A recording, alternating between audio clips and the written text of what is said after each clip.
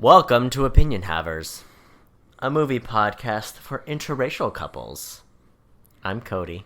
And I'm Tyler. Tyler, what did we watch? We watched Joker, or as the Spanish might say, Joker. yes. Joker's a movie about a man on a mission. What is that mission, Tyler? I'm not sure. Yes, to become the world's greatest sign spinner. Yes. Oh, the ups and downs of the rock and roll lifestyle of a sign spinner. He's not only a sign spinner, he also goes to a children's hospital. That's true. He's a clown for hire. Clown for hire, otherwise known as Party clown. Party Clown. Party Clown, a lot of people don't know this, my nickname in high school. Oh, yeah? Yeah. Tyler, what do you want to do? I don't know, because I feel like we've started a new format with our short podcasts, and this isn't really a short podcast, it's normally a long podcast. Sure isn't. This is a long boy. I was thinking... We generally don't do the rants on the long boys, except for the last time when I think we did. Yeah, I'm not gonna lie to you. I need the give and I need the take. I need your energy. I need it with me. Okay. Here's what we need. Yeah. We need to summarize this movie. I need to hear just your first thoughts, okay? I need you to get us into spoiler town. But before spoilers, this is a divisive movie. So people might be coming in here. Uh-huh. They want to know what's the opinion of the opinion havers on this divisive movie. Because we are fans, but we are also highly respected movie critics. Yes. Movie critics. So here's what I want from you, Cody. Okay. I want thumbs up, thumbs down. My thumb is going skyward for this. It's pointed in an upward direction. I'm saying it, okay? It's erect, and it's 90 degrees upward.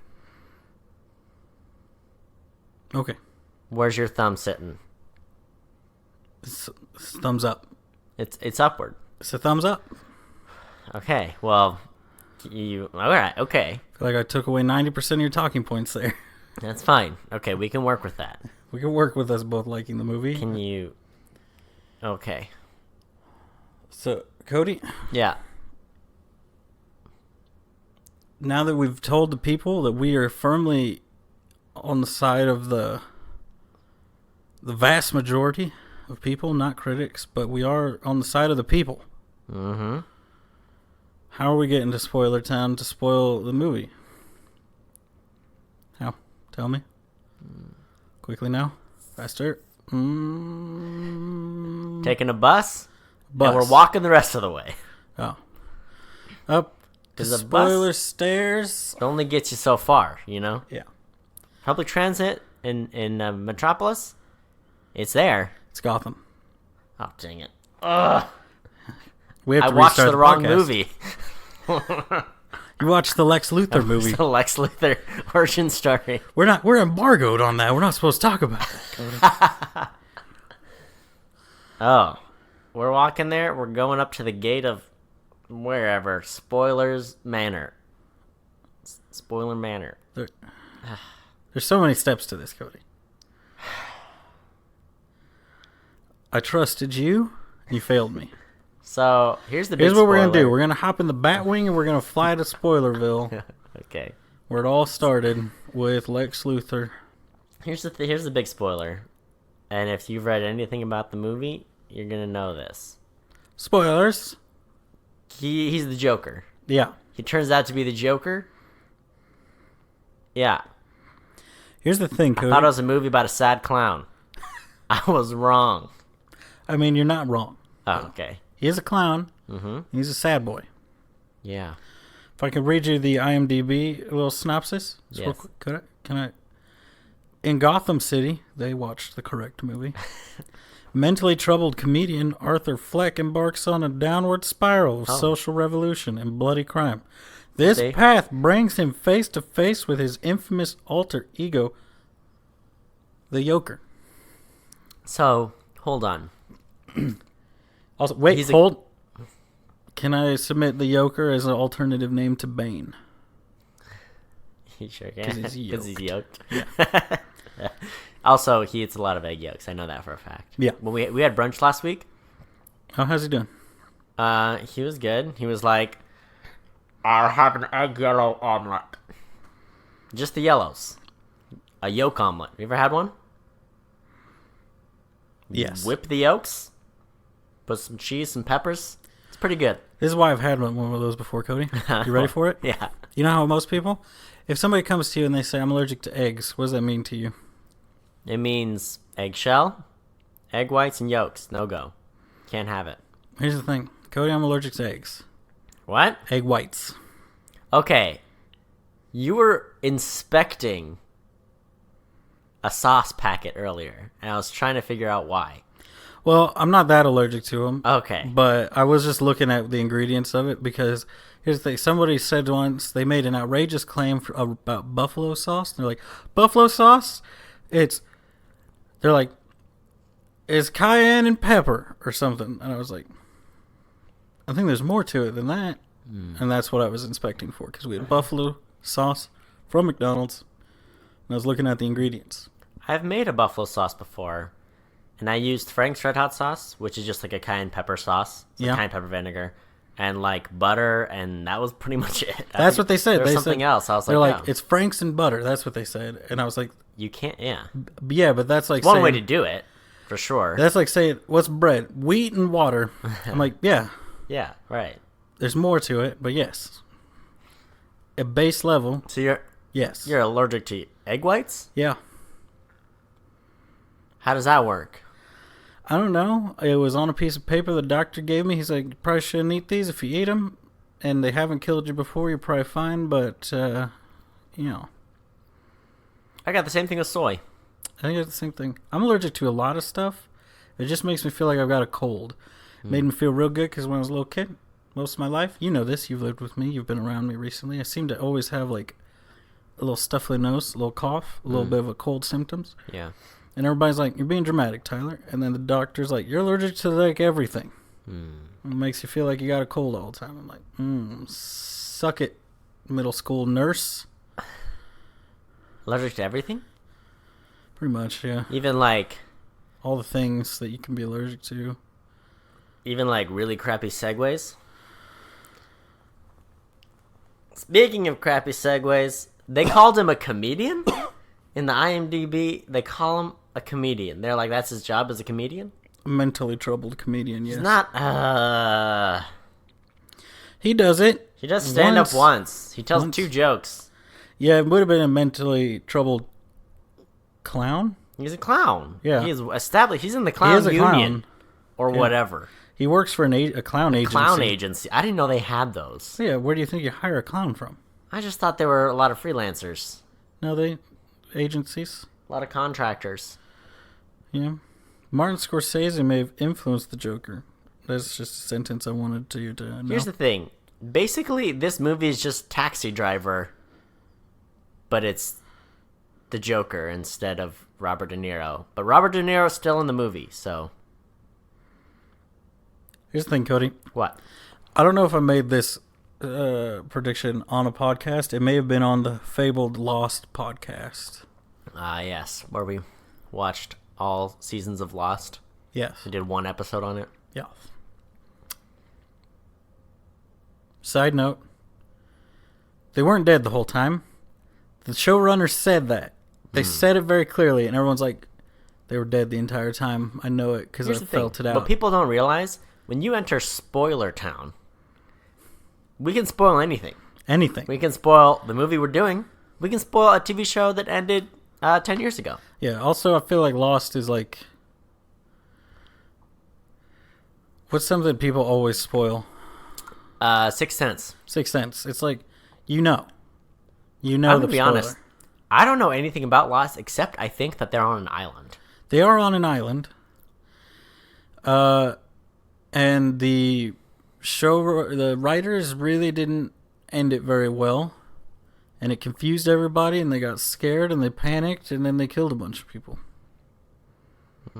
What? I don't know how true the last part of that is, but Yeah. every other bit of it, super true. Wow. There's a smoke monster that sounds like a chain. Fun fact, I went outside my backyard one day right after watching the show. There's a full-on smoke monster sound. Super loud in my neighborhood. Wait, like James and the Giant Peach? No. Like Lost. Now that I'm thinking about it, that might be the best Tim Burton movie. It's awful. It's horrifying. Like all of his movies. It is terrifying. Pee-wee's Big Adventure. I'm putting it out there once again. Best Tim Burton movie. You said it from the beginning. I've been saying this on every episode. Mm-hmm. And if you haven't been paying attention, it's because you're bad. I've been saying it, and I won't stop saying it. He's not a comedian. He's a clown. He is very clearly a clown. Also, the Joker's a clown. Here's the thing. There's someone in... No, yes. Who owns Watchmen? Marvel or DC? It's a DC. There is a DC character called the Comedian. It's a different character. Yeah. So there's somebody called the Comedian. He's a hero villain, anti-hero, antihero. Antihero. Antecedent. What does that mean? Antietam. What? Antecedent? So, here's the thing. I have a lot of thoughts about this movie. Yeah? First off, I thought they had a good use of music. Their song selections I thought were really good. That's good? Here's my problem with this movie. I miss... it's very heavy-handed and pretty serious, it seems like. Joaquin Phoenix, he's a good actor. But here's what I miss. I miss the very funny Joker. And I can't decide if it's because the movie wasn't written very funny or if it's because we didn't have, like, the right audience.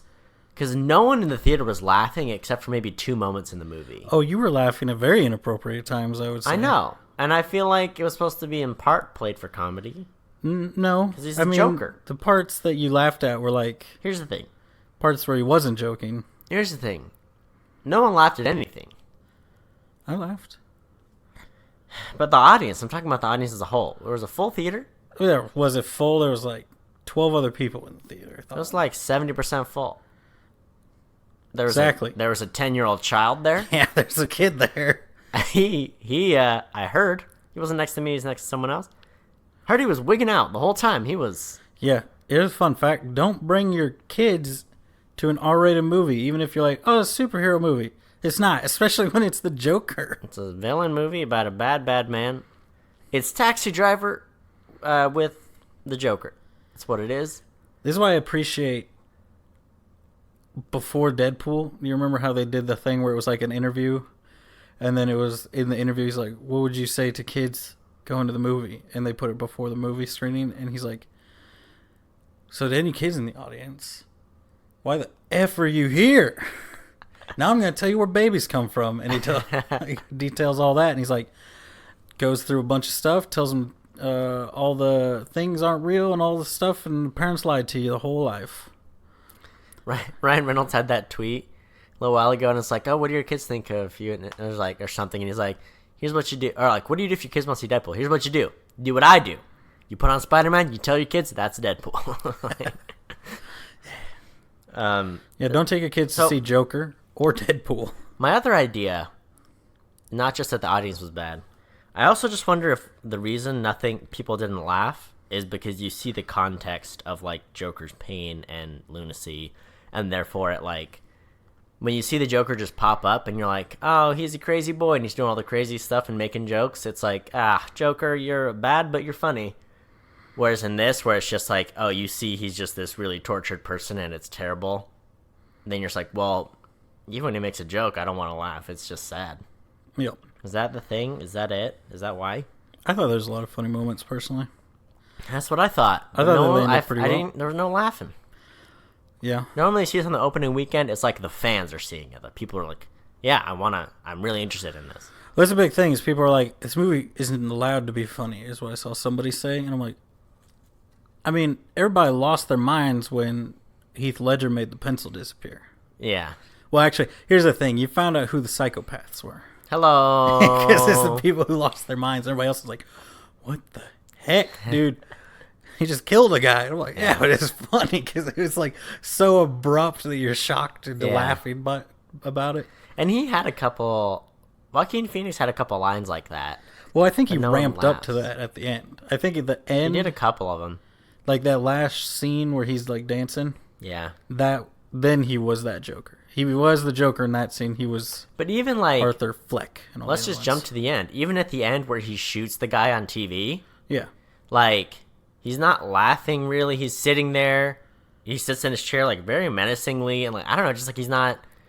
Even his punchline, his punchline to the knock-knock joke wasn't anything funny. It was just like, you get what you deserve, and he shoots him. And you're like, oh. You're just psychopath Joker. You're not like, oh, I'm making a joke and I'm being a psychopath, you know? Yeah. Well, most Jokers... I would say the Joker is menacing. And here's the thing with the Joker, is that he's the Riddler, but the Riddler is more... The Riddler is more concerned with, like... making a hard problem to solve for Batman. That's his thing. Yeah. That's what he cares about. That's why he does the crime. The Joker is just as smart as the Riddler, but he just wants to showcase how crazy the world is. Agent of chaos. Yeah, he's an agent of chaos. So, like Judd from Big Mouth. Exactly. So, I always have thought, in all the I think every Joker, every actor who's played him, plays the idea that the Joker's smart enough to recognize how the value of being menacing versus never taking stuff seriously. Yeah. You know? So it's like someone who can't take the moment seriously but knows right now is the moment to just kind of sit here and then maybe like squirm a little bit. So it's like I'm trying to look menacing and I'm like looking menacing in the fact that I'm concerned about how I look right now sitting next to a dead guy. Mm-hmm. You know? Yeah. Like a Joker move would be to shoot him and then like use the guy's tie to like wipe a little stuff off his face and then fix his bow tie and then walk, like prance over to the thing and say something like to the camera. And he tried to say his line and they cut him off, which I thought was funny. Yeah. Yeah. And I guess that's the other thing is my favorite part of the Heath Ledger Joker from like Dark Knight trilogy is like he's such a good schemer, he's such a good planner, and he just like has this insane plot and he's thought of everything and it's really interesting. And this was just like it was leading up to that, but he never became like a crime boss. He never became a person with a plan. Yeah. You know?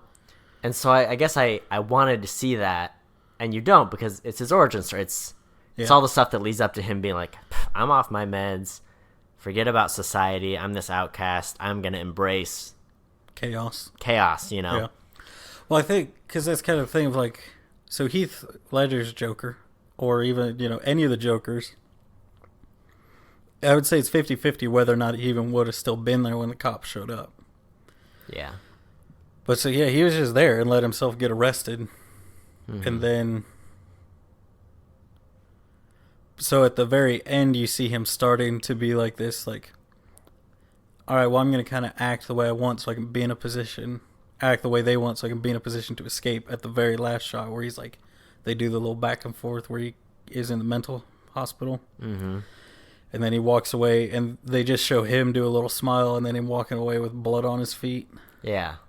And then I did think it was funny where he went down the hallway and then ran away and the orderly's coming after him and then he runs past again and like the little Scooby-Doo back and forth thing. I thought that was funny. He also just stomped a girl out to death, by the way. It's the implication I would say there, and that was still funny.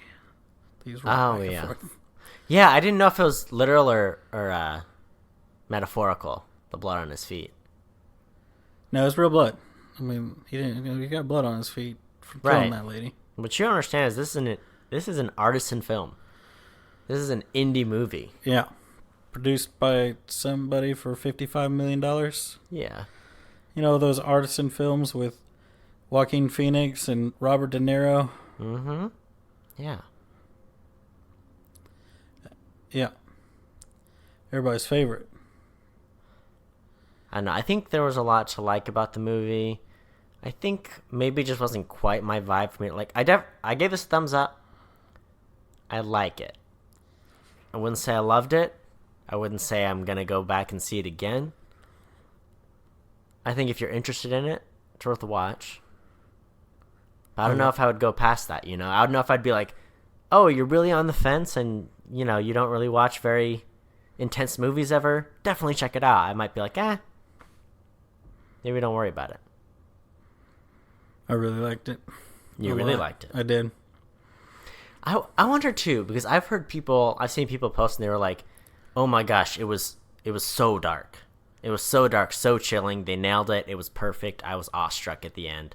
And I don't know if it's just because I've seen a lot of like pretty dark movies and very serious movies outside of comic book whatever. Yeah. That I was less impressed. I think there are some people where it's like they've never seen an intense R-rated character study of someone who goes crazy. And for them to see it for the first time with a character they love, they were like enamored with it. Whereas me, I'm like, well, you could do the same thing with a lot of Scorsese movies or a lot of, I don't know, just a lot of indie movies I've seen where it's like, oh, it's heavy, it's intense, but it's really good. I don't know. I mean, it's also, you think like Deadpool has a lot of gore in it. Like he shoots guys in the head, it shows the back of their head blowing off. Yeah. Stuff. But it's a funny movie.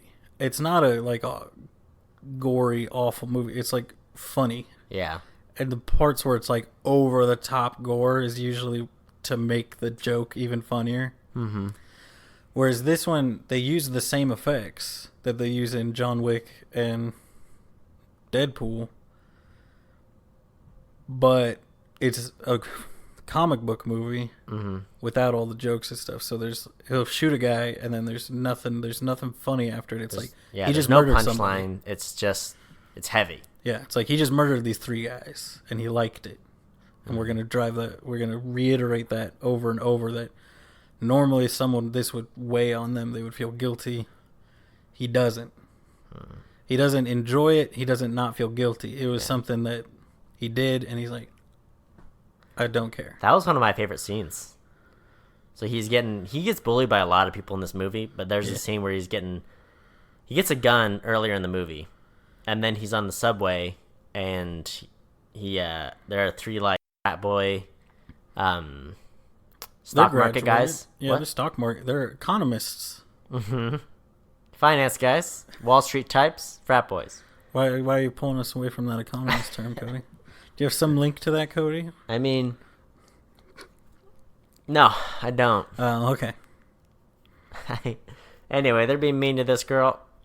They're objectifying her, and Joker kind of distracts him, and then she leaves, and then he's being kind of crazy, and then they go to beat him up, and then the lights are flickering. He shoots all 3 of them. I really felt good for the Joker in that scene. I was like, he stood up for himself after all the times he's been bullied, and those guys were the worst. Yeah, I do think. Here's what I like, because I was kind of afraid at that point. I was like, are they going to try to make the Joker this like, oh well, he murders people because he's sad, and you should feel bad for him. Yeah. But I like at the end of the movie, I felt like he's a product of like. They were like, he's a product of his circumstances, who chose to go down this route. So don't feel bad for him, but there are reasons. Everything he did to get to where he is was not necessarily a bad thing. His reaction to what he did is bad. Yeah. So that was what they did. Because I was like, oh, they're gonna make me try to be sympathetic towards the Joker, the most like unequivocally evil character in comic books. Yeah. And it's like. It's interesting too, like you see what everything Bruce Wayne does, and he, out of a place of torment, becomes like this master ninja and super detective and vigilante, and like they could have taken that turn with Joker, right? Like these were bad people, and he shot him. He stand up for himself. But to your point, he goes like, "I killed those people. I didn't feel anything. I felt fine about it," and it's just like, oh, okay, he just. Well, I don't know. It's just chaos. The Joker, I feel like, has always been meant to be a mirror image of Batman, to the point where there's the one comic book series where it's Bruce that gets shot and his dad becomes Batman, and his mom becomes the Joker, because they both were just lost in grief, and they went different directions with it. Yeah. So, yeah, they definitely. I mean, they could have mirrored it more, but. Oh my. Oh dear. Someone's. Kaylin's computer has woken up. Kaylin has appeared on the podcast yet again without appearing on it. His footprint is here. I feel his presence. There you go. That brings me to another thing I wanted to say about this movie. Yes. I'm not sure about okay, how did you feel about the Wayne stuff? I thought it was interesting, because that's why I was like, are they painting him as the good guy and the Waynes as the bad guy? But then they show that, a lot of this stuff that he thinks is real is not necessarily real.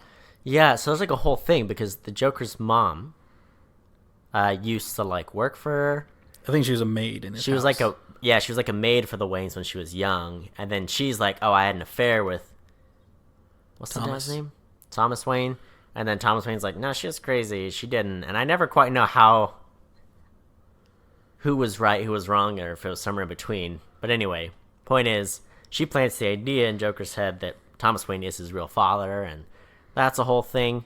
Yeah. So he like has a confrontation with Thomas Wayne and with Bruce Wayne when Bruce Wayne's a kid, and then they kind of point out like the riots that he inadvertently starts by his actions. Yeah, the reason that his Bruce Wayne's parents get shot. So that was, I mean, it was interesting, but for me, it kind of, I don't want to say it took away from the Joker story, but I was just like, oh yeah, they worked in the Waynes, whereas I would have been fine if they didn't even mention the Waynes and just focused on Arthur Fleck, the Joker, Joaquin Phoenix. So what's interesting is I was like, oh, they're gonna make the Joker and Batman brothers, I guess. Yeah. What? But then I liked it for a minute, a reason, because I liked that they did this and then went back on it. Essentially, It's better if they had just gone with that as like, oh yeah, they're brothers. The Joker's just his much older brother from when Thomas was young. Yeah. And just inherited the family fortune. Right. But then they go back to, well, no, the Joker is still this unknown because she adopted an abandoned baby. Yeah. And so still nobody knows where he comes from. Nobody knows who he is or what, anything about him other than he was just showed up one day at the orphanage. And then she adopted him. Then she's crazy and thinks that they had the affair, so they're not related at all. She's just, connected to the Waynes, which I think I honestly don't. I think it would feel unrealistic to me to put a story based in Gotham and not have the Wayne family involved in it, because Gotham has been built over decades as this, like, the Waynes own and operate everything that isn't a criminal thing. It's like the Rockefellers in New York City. Yeah. So I can see why they involved him. It is also interesting because I'm sure there'll be, because they're doing the Batman movie with what's his face, Roberto Pattinson. Yeah. So I'm sure it's going to show. It would be cool as if they show the same events, but they're like had them like refilmed all those interviews, like where he talked about how awful the poor people were. But they're like, well, this is just kind of how people of that, like him, perceived it. This is how the interview actually was meant to be, or how like Bruce saw it, where his father is this like super good person who cared about everybody and just wanted to help, and they all saw him as this money grubbing dude who thinks that they're trash, and unless they bow down to him, they're all gonna die. Yeah, I think that'd be cool personally. I'm very curious to see what angle they take with that Batman movie. I also like one more thing about this: the age that they put, because I think it hammers home a lot more that the what's his face, Jared Leto Joker. They're not the same. They're in the same universe, but Joaquin Phoenix is the original Joker, and Jared Leto is Jason Todd. After Batman kills Joaquin Phoenix. Yeah, I'm glad they took that route. Because it makes more sense, because the Joker from, like, Suicide Squad and stuff acts like Jason Todd Joker. Mm-hmm. And this guy, I thought it was a bold move to go much closer to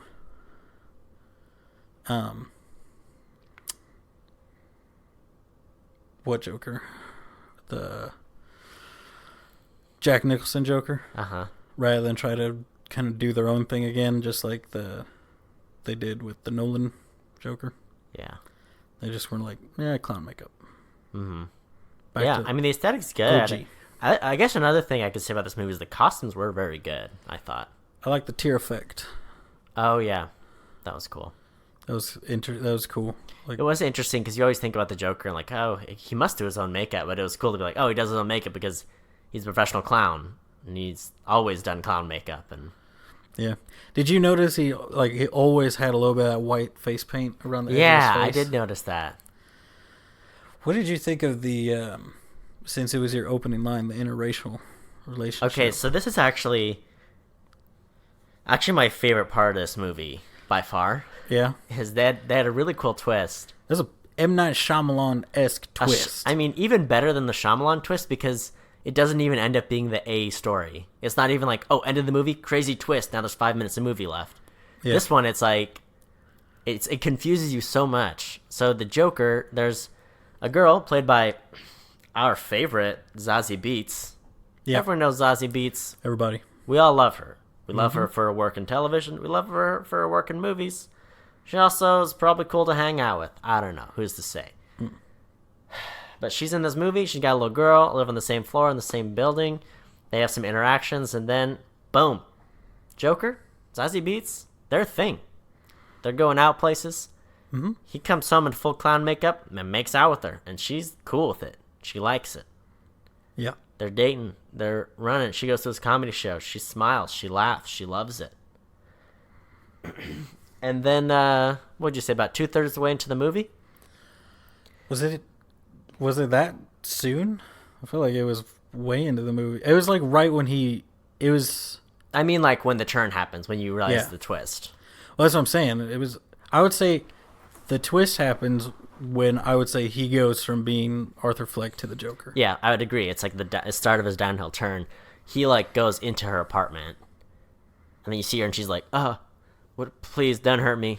You live on, your name's Arthur, right? You live on this floor." And you realize, oh, the Joker's been fantasizing about having a relationship with it. Like he's been imagining the whole thing. Yeah. Well, is it right after he finds out the stuff about his mom? It is, because he's all wet from walking home in the rain from Arkham. Mm-hmm. So it's after he goes there and finds out that he was adopted, and crazy. His mom's crazy and let boyfriend do stuff to him, do stuff, beat him. I don't know. Yeah. Oh, right, because he got abused. They he had been abused, and she was like, didn't stop it or anything. Yeah. Yeah.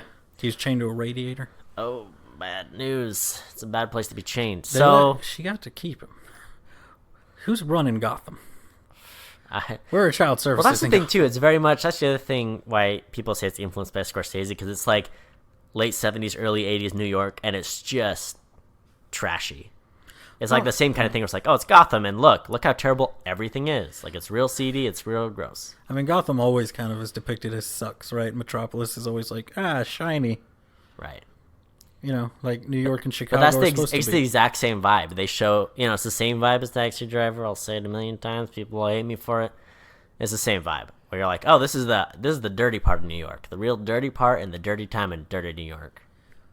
Well, Metropolis is New York. Gotham's supposed to be... No, Chicago. Yeah, it's supposed to be Chicago. Remember we had this thing on our Dark Knight podcast, because it's like, in Dark Knight, it's like, oh, it's Chicago. And then in Dark Knight Rises, it's like, oh, it's super New York. Yeah. Well, because in the Nolan verse, there's nothing else, so Gotham is New York. But that's what I'm interested to know. One, is this Gotham across the bay from Metropolis, like it is in... Is it like a New Jersey to Metropolis? Well, you remember Batman vs. Superman, Gotham and Metropolis are right next to each other. Yeah. And it was a big deal, because everyone's like, yes, the movie I've definitely seen. Yeah. But it's like everybody was like, Chicago and New York, just right across the bay from each other. Throw a rock, you will hit Chicago from New York. Aren't there like the two cities in California that are right across from each other? San Francisco, Oakland, just across the bay. Are those the Bay Cities or something? Yeah. What they're called? Well, see, that's why I the wonder Bay if that's Area? like the aesthetic they're gonna choose for them. Is Yeah. they're like instead of going New York and Chicago, they're going like Oakland is Gotham is Oakland and San Francisco is Metropolis. Yeah. So what was I saying? Oh yeah, he hallucinates the whole thing.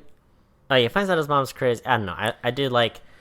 She's crazy. I was so when they showed the twist of like, oh, he's been imagining being with Zazie Beetz the whole time. It made me so happy. I was like, oh, it makes so much sense, and now I don't have to. Because who just comes home? First off, Joaquin Phoenix is at least like what 18 to 25 years older than Zazie Beetz. I don't know how In old a he's supposed to full be in this. face of clown makeup and just makes out with her, and you're like, well, how is she cool with this? This is a creepy old man in clown makeup. Anyway, There had been flirtations. imagine they're previously. so imagined. Anyway, I really like that beat, and I was like, oh yeah, he's crazy. Yeah, because he stalks her, and then she's like, "Were you following me?" He's like, He's like a little bit, and she's like, "It's hot." anyway, you should have robbed the bank I work at. I was like, oh Yeah. that was good. Zazie Beetz, what a revelation. Yeah. So By the way, have you seen the Metascore versus audience Okay. score on this? oh, you want to talk about the ratings of this movie? Let's do it. Well, I was just interested to know if you looked at them. I've looked at the Rotten Tomatoes, I've looked at the Metascore, and I have looked at the IMDb score. Here's what'll blow your mind. Do you want to dive into it? Let's dive in.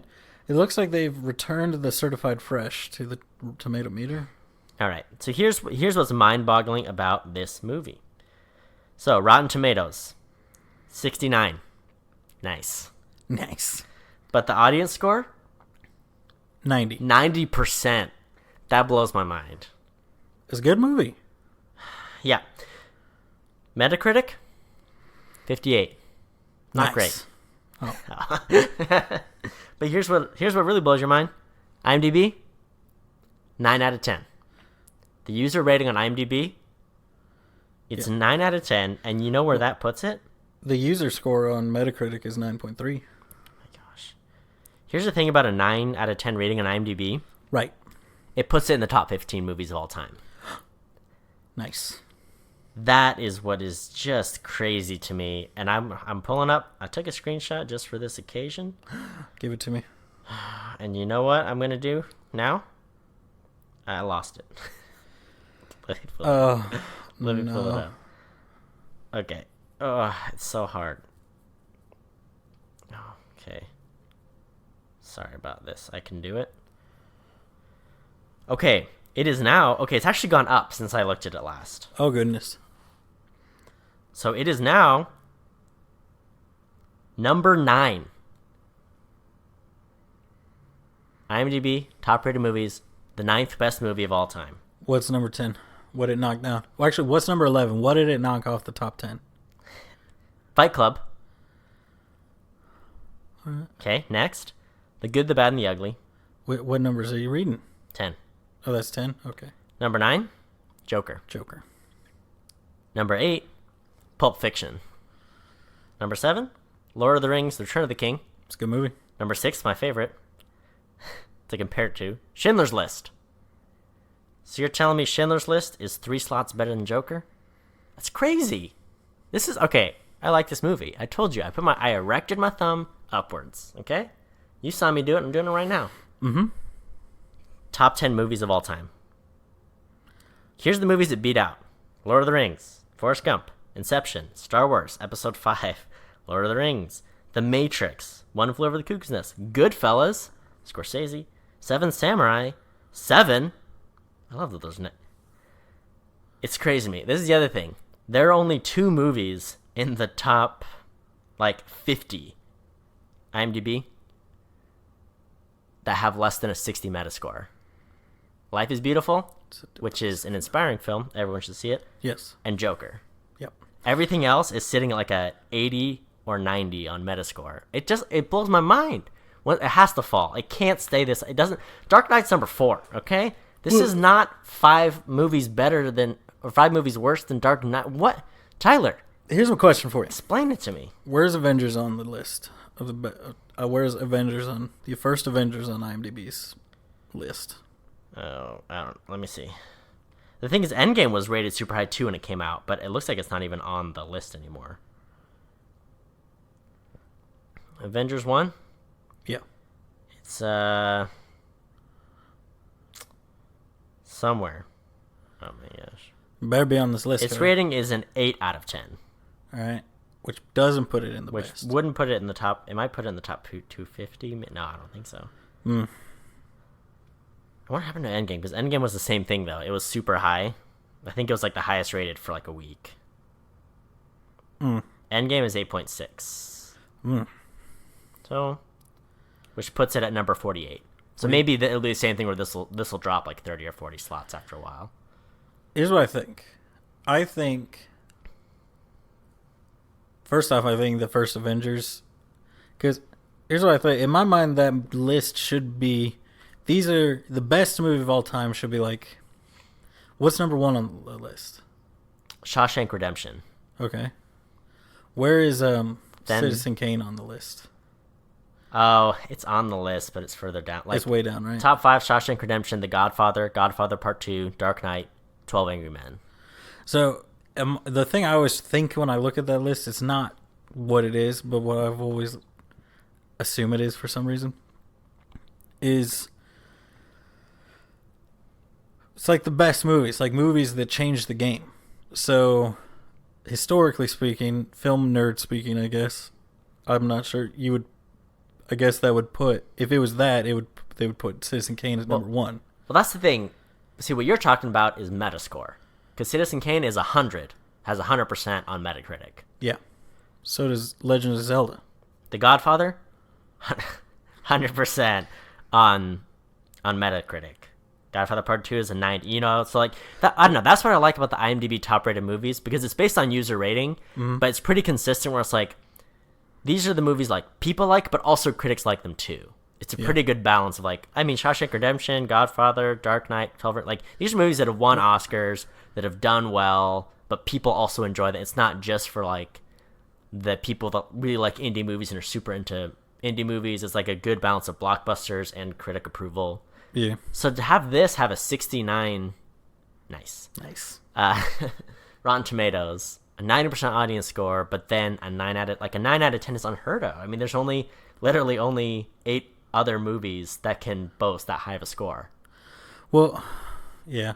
Actually, I think I know why I think of the list as being that. It's because I think if you look at the video game Metacritic top 100, it is where Legend of Zelda: Ocarina of Time, I think, is number 1 and has been forever, because everyone gives it a 10 out of 10 for some reason. But you go back, you play that today.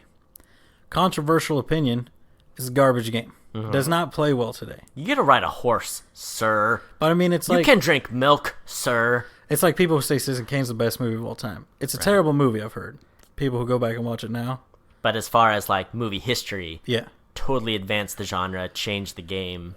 Which is why I think movies like the first Avengers movie and this movie, The Joker, deserve to be high on these lists, because that first Avengers movie changed the game.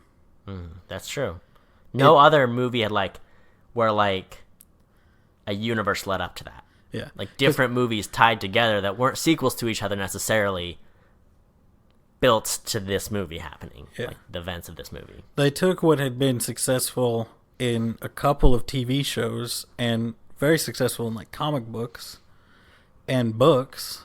There's series of books that'll be written by 1 or 2 different authors, who, if you read both of them, they've not tied together at all. And then like in the third book, you realize, oh, you're reading 2 people that are in the same world. But no one had done it in movies super successfully, and they did that. Just like, I think what they've done is this time they took a universe that everyone has probably shouted very aggressively to them to just scrap, and they've refused. And they made a good movie in the universe that's far better than any of the other DC movies. I think we can agree on that. Is this better than any of the other DC movies? Okay. and they gave a backstory to a villain that still makes the villain like a cool villain, and still leaves a lot of mystery to him, and like how does he get from this to that? Yeah. You know, what of all of the things, there's so many things said in the movie, what is the truth and what is not truth, and what are the half-truths and things like that. So it's like, what is the real story behind the Joker? Because they showed, the movie is the Joker's view of reality. So they might show from the Batman movie, like, none of that stuff happened. Right. You know, Thomas Wayne never said those things on TV. Mm-hmm. You know, they might show him coming to the house, and it wasn't just him doing that. He was being super creepy and like hurting Bruce, and he just thought Bruce was into it, you know, or something like that. Oh man. Okay, I just had a thought. Yeah. I have to share it before I forget it. So here's the thing. Joker tries to make people smile, spread joy. That's what he says his purpose is. My mom always said my purpose in life was to spread joy. Yeah. Right. And he decides he wants to be a comedian. His idol is Murray. What's his name? Robert De Niro's character, like the late night comedian host, like the David Letterman, the Johnny Carson, like that guy. And then he tries to be a stand-up comedian, does a terrible job. His clip gets picked up on the show. It's like during the whole movie, Arthur Fleck is like, "This is who I am. Like I'm this person. I'm funny. I spread joy. I'm a good person." And then everything's just is not turning his way, and he realizes the lies about his life, and he gets beat up and chewed up and spit out by society. And then he kills Murray, who is like, you know, Johnny Carson, David Letterman, those are like comedy icons. Those are the people that spread joy and laughter, and everyone knows them and loves them. That's what he wanted for himself. He kills that guy. Yeah. And he's like, I'm the Joker. Yeah, I'll make you laugh. And I'll terrify you and spread chaos at the same time, you know? So he's not like the anti-Letterman, the anti-comedian. Yeah. So yeah, it's a pretty good movie, I guess. I just convinced myself it's a good movie. Well, I mean, it's like, even down to, so, his stand-up his stand-up routine that he did. Yeah. The way they shot it would make it seem like he had a rough start because he was nervous, so his laugh Tourette's, which I'm assuming is what it is, just a weird form of Tourette's. Yeah. Is making it difficult for him to say his jokes, but once he gets calmed down and sees what's her face in the crowd, and then he starts rolling and people are laughing, and it makes it implies it went really well. Mm-hmm. So that's another thing of like, did it go well, or did he just bomb for the whole? Because I mean, a normal open mic is you do 5 minutes, right? Yeah, most places 5 minutes. So, you know, did he bomb the entire 5 minutes, or did he get out those first two jokes, bomb those two, but then once he's into it, but then you see his jokes, which, I mean, I chuckled when he saw the "I hope my death makes more sense." But I chuckled in that I can imagine me saying that joke to somebody else, like saying, "Oh yeah, this was in the movie." Sense, like money, not sense like sense, but like money, and like way over explaining it to and I was like, it's funny, I like that. So I don't know if I thought the image of me over explaining it to somebody or the joke was funny, but it was funny. Yeah.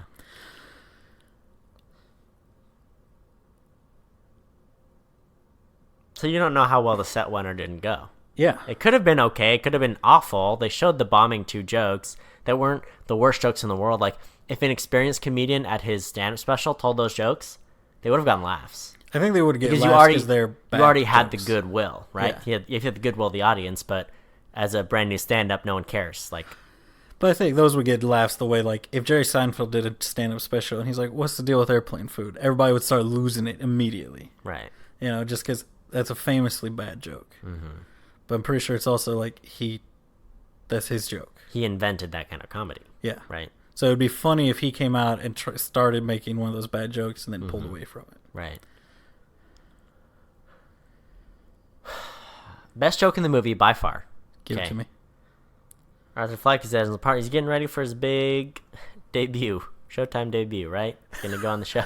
This is what I was going to say too. Okay. Yeah. So 2 of his clown friends, the big guy, who kind of framed him and set him up, gave him the gun. Yeah. And the little person. They come over and they're like, "Hey, so a lot of people asking questions around the station, whatever." Joker lets him in. He does the privacy lock. Okay, Yeah. lets him in the house, talks to him. After a little bit, stabs big guy who set him up with the gun in the neck, slams his head against the wall. It's very brutal, very terrifying. Yeah. Little person guy is just like... Gary. Gary's his name? What's his name? Gary. Gary's there, and he is just freaking out. He's not happy about it. Yeah. And he's like, Arthur, can I go? He's like, yeah.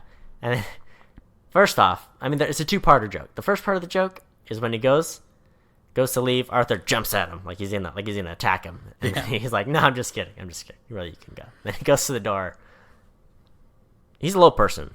He cannot reach the privacy lock. What? He's stuck in, and I don't know. That did not get the laugh it deserved because that is hilarious. I know. That is I stifled so a sad laugh. and so funny. I was like, oh my gosh, no, they didn't. That poor guy. I think you and I were both like doing the like, oh, don't laugh at it, but oh, it's funny. And then too, like when he lets him out, he's like, you were always nice to me, thanks. Doesn't he like kiss him on the forehead or something? Yeah, he does. I was like, oh my god. Because he opens the door and then he's like, shuts it again. You're like, oh, Gary's dead.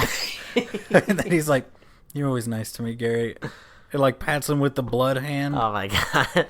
So, I mean, as horrifying as that murder was, it's so funny that he just trolled little Gary, who he wasn't gonna hurt, but he sure was gonna make jokes at his expense before he let him go. I don't know. Yeah.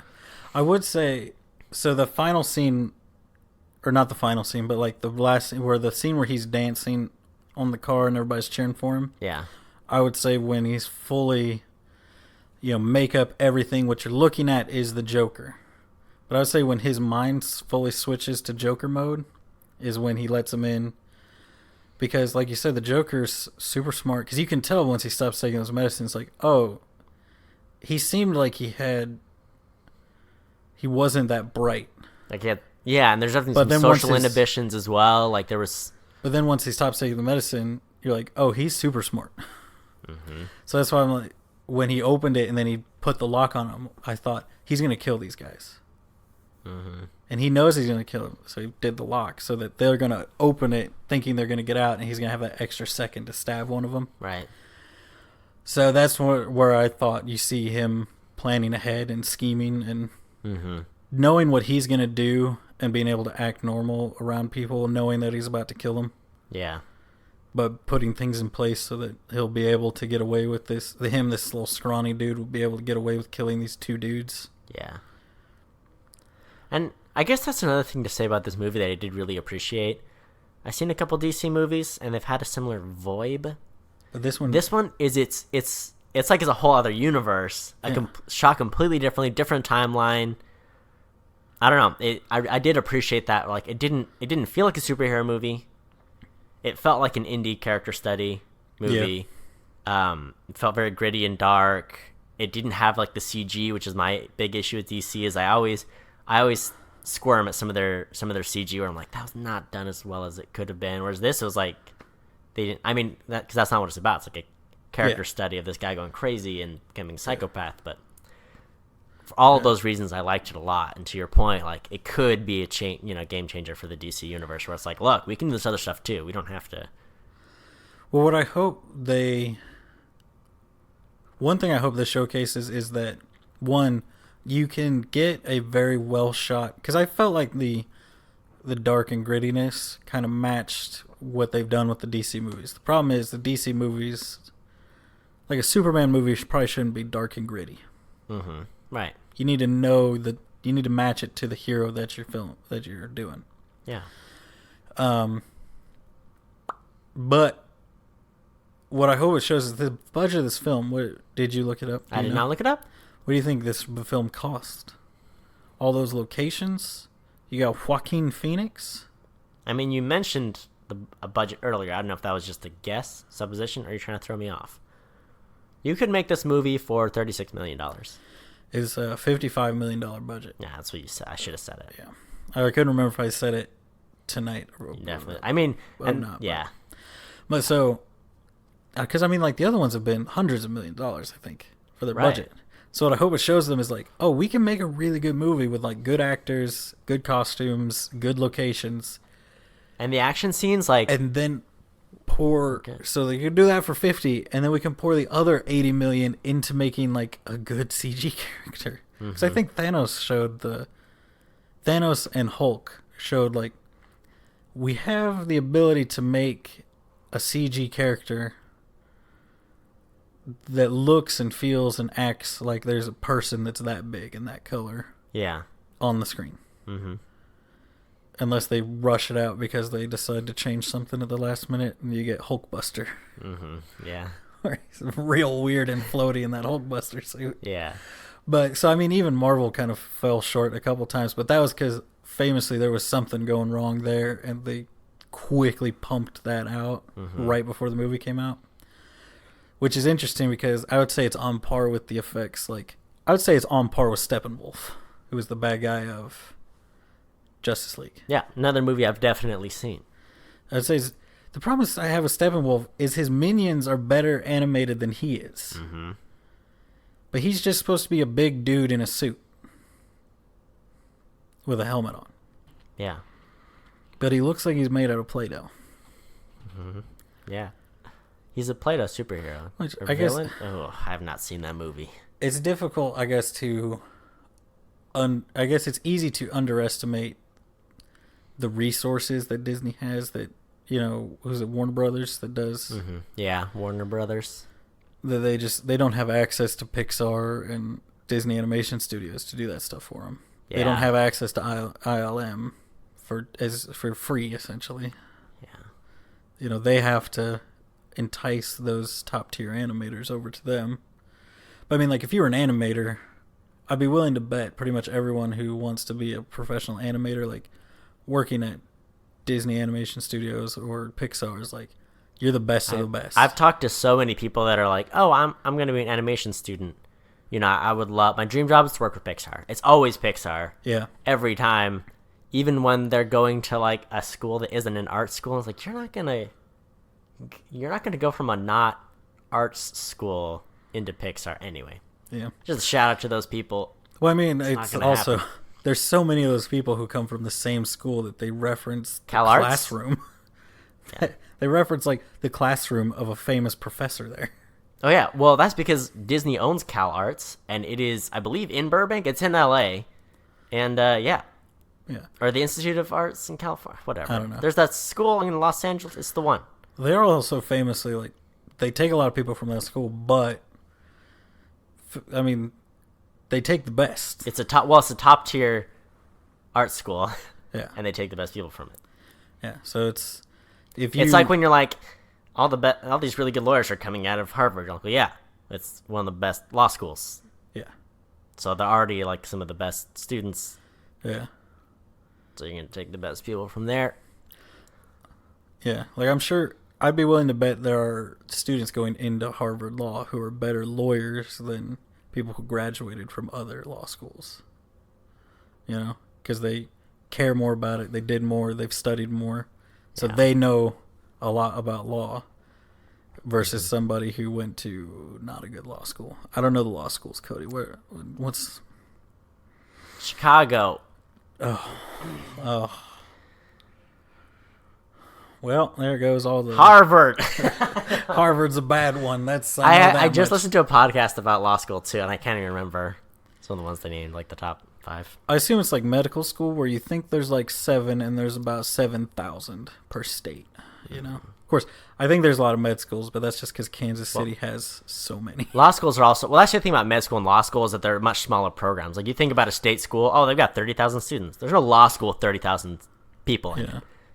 You're talking about like 600 people with like 5,000 people. That's like as big as your law school would be, Let's right? take a moment to think about this, because I know med schools, the medical boards limit how many they can take in every year. Mm-hmm. Because they're grubby. So grubby. So they're like, no, can't do it. You can't accept more than these students. Are the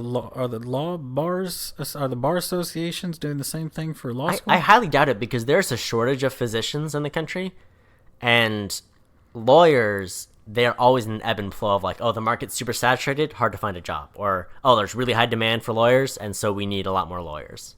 So I've heard that a lot when people talk about law school is, oh, there's sometimes where it's better to become a lawyer than others because sometimes the market's saturated.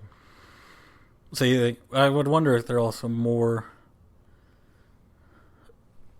easy to adjust those numbers, because it seems like Well, it also takes longer to go through med school. A lot more people drop out of med school, and you do your internship and your residency, and so it's a whole process. Whereas lawyer, 3 years of law school, and then you're done. Whereas you got a lot more. Oh, it's so hard to become a doctor. Real hard. That's the thing. I know the hoops, the steps. Yeah, there's more of the hoops and the steps. That's why I know, like, some states like Missouri where they're really short on physicians. Mm-hmm. The state has basically gone to the medical boards and been like, yeah, you're not in charge anymore. Mm-hmm. So here's a path for credit for a medical license that does not involve you. Because famously every year it gets harder and harder and harder to be a doctor, because if you're a doctor and there's one doctor for every 10 jobs, you know when you would make even more money? If there was one doctor for every 20 jobs. Yeah. So they make it's famously like the old doctors make it harder and harder for new people to be doctors. That's what blows my mind too, is because doctors work so much. I mean, unless you're doing like private practice, there's so many doctors where it's like, you're working so many hours. Can you even enjoy being rich? I don't think it's those guys that make tons of money. It's the guys that like own a hospital. Right. And all these nurse practitioners. Because I mean, one of the things I saw is, so there's something where you can complete med school and not get medical license. Really? Yeah. Because some guys don't want to do residency, so they skip it, and they try to just go and get medical license, and it's crazy hard. It's like stupid hard to just do that, because they want. I mean, if someone can get a doctor for your paycheck, don't you think they want to do that? Because I know them residents don't make much. Oh, they sure don't. You know who else doesn't make much? Clowns. Oh. Oh, I brought it back. You brought it all the way back. Brought it all the way back around on our med school, law school podcast. Let's have Rodney. Welcome to the Gradcast. We study post-baccalaureate degrees of all sorts of specialties. I mean, it's it fits, Cody. You over yourself over there thinking about that graduate degree. Some grad school. You're thinking about it. Graduate degree in movie reviewing. Send me some money so I can go to movie review grad school. You get an MBA. Masters of being awesome. A critic. C is silent. So this movie's good. I've convinced myself that it is pretty good. I wish there were more psychopaths in my audience, but not so many that they had to evacuate the theater because people were acting sketchy. That happened at like 2 or 3 theaters this weekend. Yeah. There was one that self-evacuated, where like there was some dude just like, he was like spitting on people and like cackling, laughing at stuff, and people like left. They were like, okay, we're leaving. We're not prepared to die for a DC movie. Yeah, see, we were smart. We went to the IMAX. They got those thick road dividers, so you take cover from the gun. You take cover from the fire, from the gunfire. Here's the thing: if you're going, this is terrible. If you're going to shoot a movie theater, though, don't. You're going to go to the big theater, okay, with the normal seats, because it's like 3 times as many seats. It's true. As the recliner seat theaters, obviously. So anyway, we played it safe. You're also probably not going to go to the theater that like always has 2 or 3 cops hanging out in the lobby. Yeah. Like probably not. 30 steps from you. That's true. They'll shoot you real good in Kansas City. They know how. KCPD guys, they do not mess around. Do it. They will get you. So, they're the perfect balance of crazy and balanced, Cody. They're not going to shoot you for eating an apple in the street, but they will shoot you for shooting people in the street. That's what we need. If you're out there shooting people in the streets, I think the police should shoot you. Yeah, I agree. All the PDs be like KCPD. Unless KCPD did something bad the week you're listening to this, then don't be like that. And don't do it. What are you thinking? Be like Travis County Albuquerque, PD. What? I don't know. It would be like Austin. Austin, the I bet, Travis has an County, amazing police force. They probably don't even carry guns. They probably just carry wiffle bats. They probably carry artisanal salami sticks. Let's be real. They carry guns. It's Texas. It's Austin. Here's the thing. Austin, they're trying to pretend like they're in California, but we all know they're in Texas. Oh, no. They are in Texas, okay? I see them out there. They're smoking their brisket. They're sharpening their Bowie knives.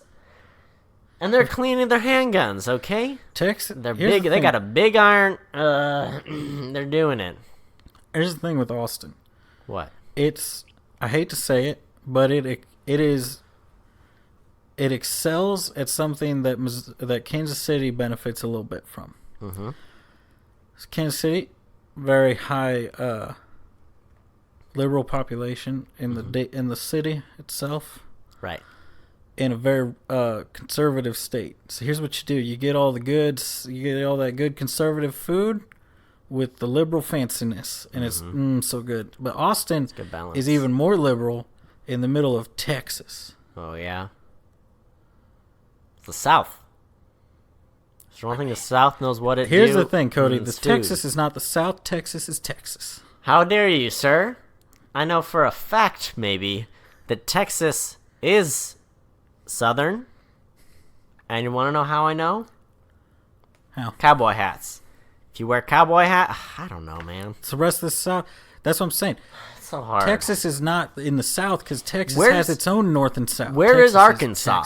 It's in the South. Arkansas is in the South? I mean, if we're wait, you want to say who wanted the slaves in the war? Is Missouri is the South? Well, that's why. Because here's the thing: no one wants to claim Kentucky. No one. Arkansas. No one cares about Arkansas. Is the thing. Oh, Arkansas is real racist. Even the South kind of tries to pretend they don't exist. It's real pretty though. Ooh, I like it a lot. Yeah, I've heard they have real nice the national parks in Arkansas. I love it. That's where I'm from. So I never saw a person who wasn't white until I moved out of Arkansas. That's a fun fact for you. I met a guy from Arkansas, and he was certain Arkansas was the greatest place on the planet, and everybody knew it. Meanwhile, we were all trying to convince him, you were the only person we've ever met from Arkansas. Because no one leaves, Cody. No one leaves. But now you know how I feel when you and Kaylin are like, California is the best. And it's like, it's fun to visit. Kind of like the zoo. But you don't want to live at the zoo. You want to go, eat some overpriced food, look at all the animals in their cages, and then leave. And know that they can't leave. There's nothing better than walking around the zoo all day and then paying $5 for an ice cream cone. Yeah. It's the best ice cream you'll ever have. What horror story must the zoo in California be? Because a normal ice cream cone is $5. Oh, yeah. I mean, you been to Disneyland ever? No. The food? Oh, my word. You're going to spend $10 on a corn dog and you'll be grateful. You're going to spend $10 and you'll be happy because you brought a coupon for $12 off. Here's the thing. If you're interested in this movie, see it. If you're not, the hype will die down. Some people were so shocked by, like, the darkness and gordiness of this movie that they couldn't handle it. They weren't a lot prepared. of people were not prepared, which I feel like, who went to go see this movie? It's like no one told them who the Joker was. Yeah. So like they were like, look, remember how the Joker's been on this PG-13 tether? We're doing an origin story. It's late 70s New York. It's terrifying. It's rated R. And they're like, okay, so it'll be just like a PG-13 movie. And you're like, no, it won't be. People hated Heath Ledger's Joker because they were like, it's awful, it's horrible, it's horrifying. Yeah. And it's like they didn't let him shoot somebody in the head and then hold on the head. Mm-hmm. They cut away. Yeah. The Joker's awful. I don't know what material these people have seen to make them think the Joker was not going to be horrible. Mm-hmm. All the time. Because you could be like, oh, well, the cartoons, it's like, no, he's pretty bad in even the cartoons. Yeah. Here's the one they dumbed him down for. The one that's made for 8-year-olds. And then he only kills like 50 people an episode he's in. Instead of 1,000. But he definitely kills people. You know, you get the other ones, you get like Riddler, you get Bane in there, and they're like, I'm going to knock over this water tower. The Riddler's like, I just blew up a school. What are we doing now? Now on to my master plan. That was a side note. I was bored last week, so that's what I did. Now we're doing this thing instead. And it's like, okay. That's the Joker's thing. Why are you shocked that the Joker kills people? I don't know. And he's a psycho when he's always been a psycho. Why do you think they have Mark Hamill voice him? He's the scariest man in Hollywood. I love the fact that he's just... It's Mark Hamill. Oh, yeah. Super nice dude. Super cool guy. He's the Joker. He's the voice of the Joker. In The Flash, he plays a guy called the Trickster. What? Which is basically the Joker. And I love him. He's amazing. I want him to be the Joker so bad. Like, if they have a thing where it's like, oh, we need an old Joker for, like, a scene. Mm-hmm. To, like, be like a flashback to Batman killing him or something. Here's what I hope against all hope. Mm-hmm. That old Joker is Mark Hamill. Because he's old. He's an old one. He's an old boy. I mean, check it out if you're interested. Yeah. Otherwise, don't touch it. What are you doing? Don't take your 10-year-old kid to see the Joker. If this was an indie movie, nobody would see it. Like, only the people that knew about it and are really interested would see it, and I think you need to treat this movie the same way. It's not just like a blockbuster movie, like, oh, you gotta get out here, you gotta see it. I think if you were a consenting adult who goes in expecting a John Wick style level of death, there's not that much death, but there's a lot of violence.